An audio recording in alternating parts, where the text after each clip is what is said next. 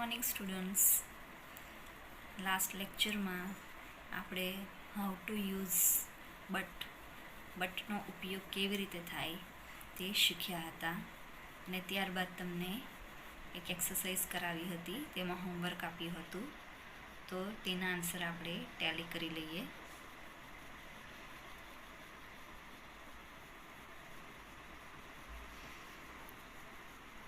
Six નંબરથી બાકી છે.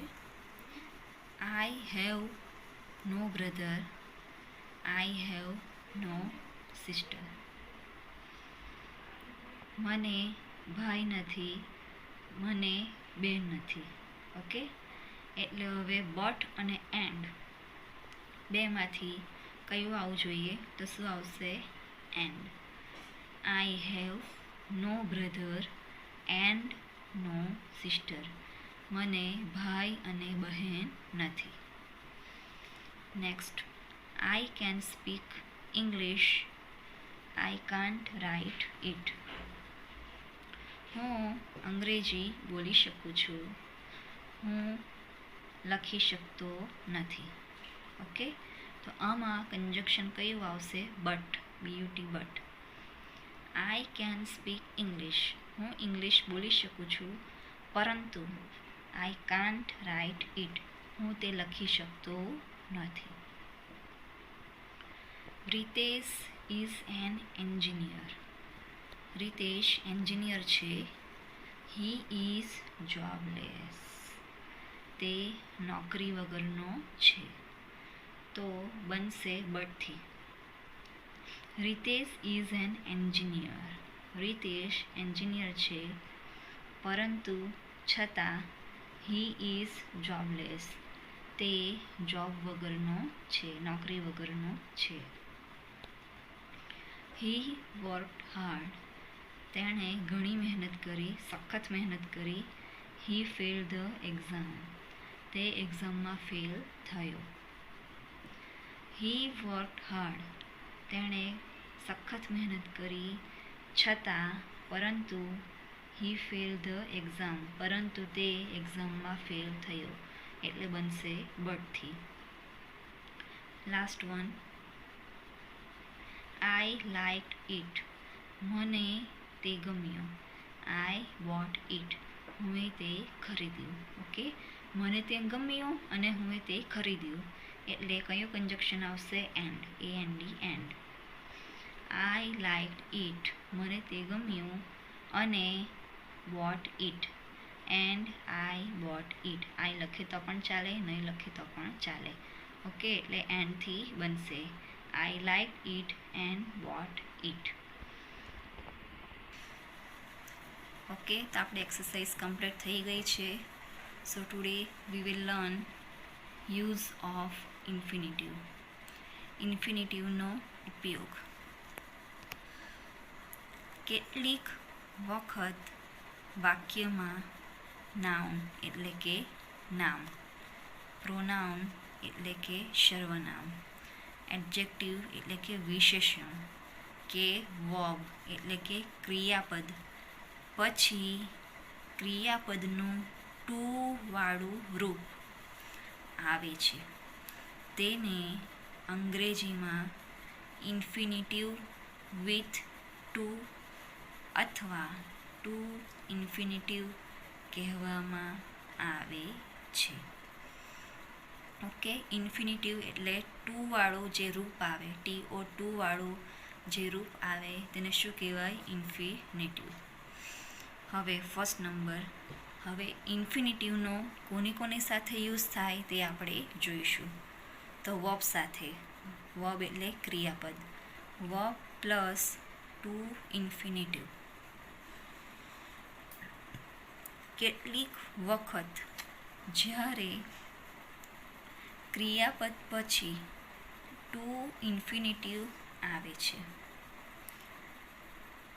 ત્યારે તે કોઈ હેતુ, પર્પઝનો નિર્દેશ કરે છે. એટલે કે સેન્ટેન્સમાં જ્યારે ક્રિયાપદ આવે છે, ઓકે, અને ક્રિયાપદ પછી TO2 વાળું ઇન્ફિનિટિવ આવે છે, તો ત્યારે તે કોઈ હેતુ પર્પઝનો નિર્દેશ કરે છે. જેમ કે વી ઇટ ટુ લીવ. ઓકે, અહીં ક્રિયાપદ કયું છે? It, EAT, it. વી કર્તા છે, સબ્જેક્ટ છે.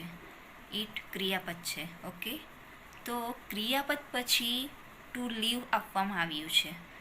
લીવ એટલે રહેવું, જીવવું, બરાબર ને? તો અહીં ટુ છે, વી ઇટ ટુ લીવ એટલે ક્રિયાપદ પછી ટુ વાળું રૂપ આવ્યું એટલે ઇન્ફિનિટિવ. ઓકે, તો જોઈએ આપણે જીવવા માટે ખાઈએ છીએ, બરાબર ને? વી ઇટ ટુ લીવ, આપણે જીવવા માટે ખાઈએ છીએ, એનો અર્થ એવો થાય. હવે સેન્ટેન્સને આપણે છૂટો પાડીએ તો વી ઇટ. ઓકે, વી ઇટ, તો આપણે ખાઈએ છીએ. આપણે ખાઈએ છીએ તો શા માટે? હેતુ બતાવે છે, પર્પઝ, બરાબર ને?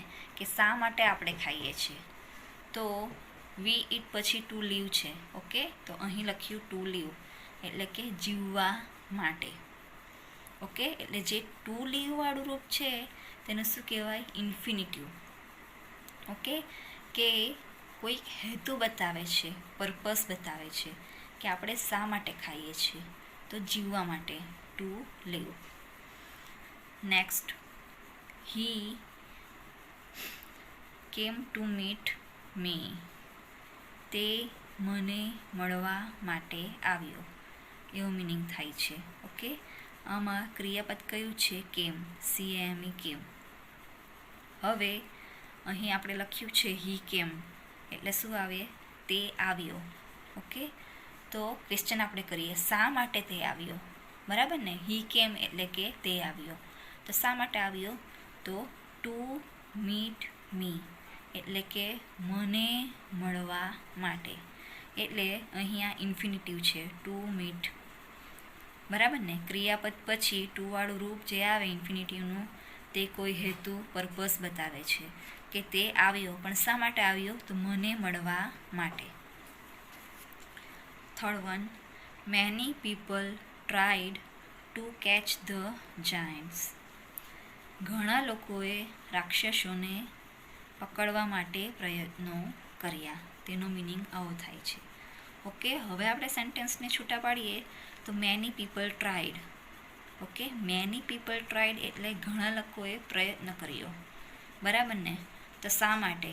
શેનો પ્રયત્ન? તેની પાછળ પણ હેતુ છે. ઓકે, તો શેના માટે? ટુ કેચ ધ જાયન્ટ્સ, રાક્ષસને પકડવા માટે. એટલે ક્રિયાપદ પછીનું જે ટુ વાળું રૂપ આવે તો તે હેતુ બતાવે છે, ચોક્કસ હેતુ, પર્પઝ બતાવે છે. ઓકે, તો હવે વર્બ સાથે ટુ ઇન્ફિનિટિવનો ઉપયોગ કઈ રીતે થાય તે આપણે જોયું. હવે જઈએ આગળ. હવે કેટલીક વખત ક્રિયાપદ પછી કર્મ તરીકે ટુ ઇન્ફિનિટિવ વપરાય છે. આ વખતે તે હેતુનો નિર્દેશ કરતું નથી. હવે અમુક વાર ક્રિયાપદ પછી કર્મ તરીકે ટુ ઇન્ફિનિટિવ આવે છે તો ત્યારે તે કોઈ હેતુનો નિર્દેશ કરતો નથી. આપણે એક્ઝામ્પલ જોઈએ. I like to play tennis. મને ટેનિસ રમવાનું ગમે છે. ઓકે, તો અહીં આપણે સેન્ટેન્સને અલગ કરીએ. આઈ લાઈક એટલે કે મને ગમે છે, બરાબર ને? તો શું ગમે છે મને? તો ટુ પ્લે ટેનિસ. તો અહીં ટુ પ્લે છે તે કર્મ છે, ઓબ્જેક્ટ, રમવાનું. ઓકે, આમાં કોઈ હેતુ બતાવતું નથી કે I like to play tennis, મને ટેનિસ રમવાનું ગમે છે. ઓકે, આઈ લાઈક એટલે કે મને ગમે છે. શું ગમે છે? તો ટુ પ્લે, રમવાનું ગમે છે. ઓકે, એટલે આ સેન્ટેન્સમાં કોઈ હેતુ બતાવતો નથી. જ્યારે ક્રિયાપદ પછી કર્મ આવે છે તો ત્યારે કોઈ હેતુ બતાવતો નથી. Second one, they began to fight.